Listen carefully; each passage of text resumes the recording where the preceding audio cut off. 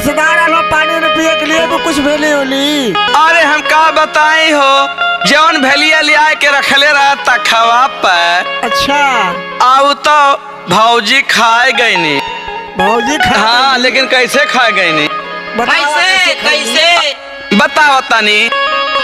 अरे भैया भेली दहले रहने भौजी खाए गई नी। भैया एक तमाचा दाने भौजी भाग गए।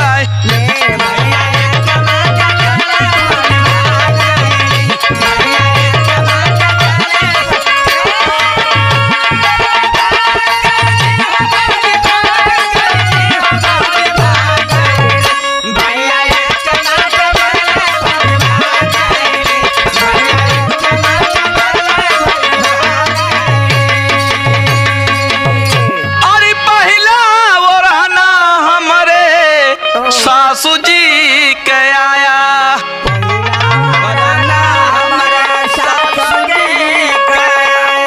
अरे पहला वो रहना हमरे सासू जी के आया। अरे सने सासुनत भौजी को हाय गाई नी। भैया एक तमाचा दाने भौजी भाग गई।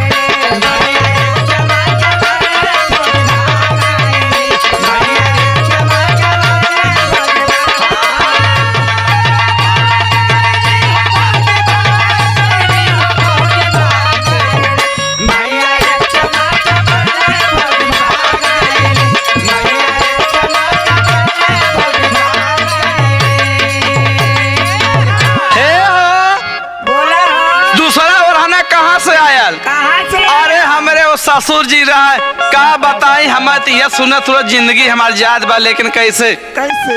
अरे दूसरा वो रहना हमारे ससुर जी के आया।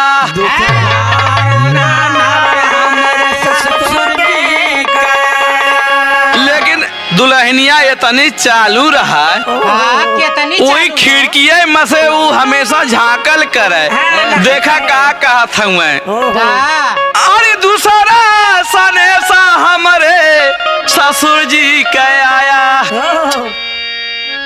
अरे सनेसा सुनती अरे भौजी को हाय गाई नी। भैया एक तमाचा दाने भौजी भाग गई।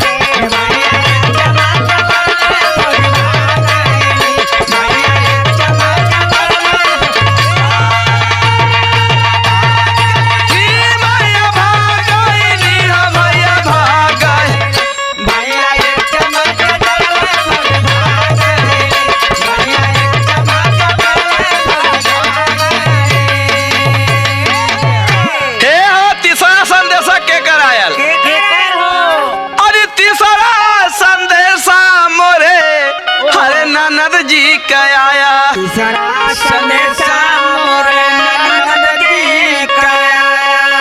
अरे तीसरा संदेशा मोरे ननद जी के आया। अरे संदेशा सुनत भौजी को हाय गाई नी। भैया एक तमाचा दाने भौजी भाग गए।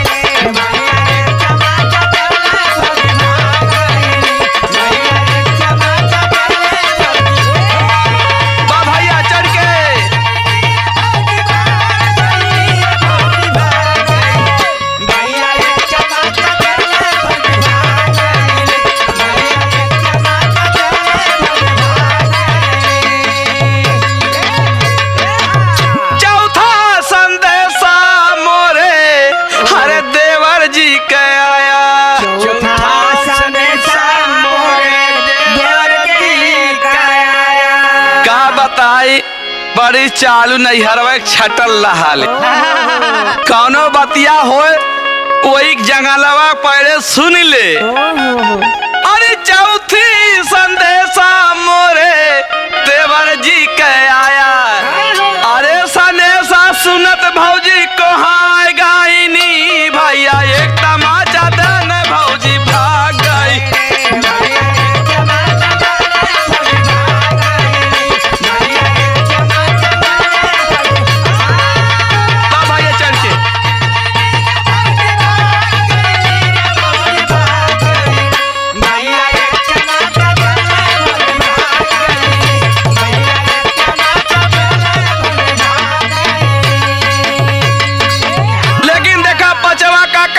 जाई हो? पचवा में भैया जरूर एक तमाचा दहना भौजी भाग गई लेकिन बुलाव कैसे बुलावत थी कैसे अरे पचवा संदेशा मोरे हरे दुल्हा जी के आया